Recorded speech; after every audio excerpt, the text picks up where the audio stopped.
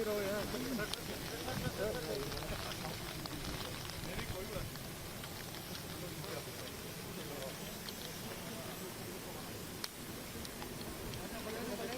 कोई हासिल नहीं हुई।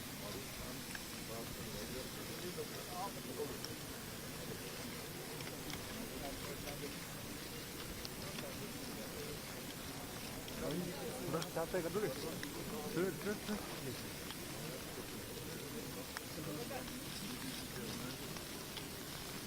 Baik, थोड़ा सा बस थैंक यू।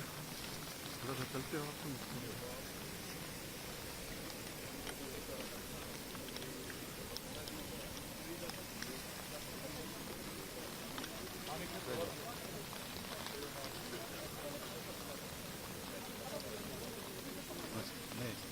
नहीं सर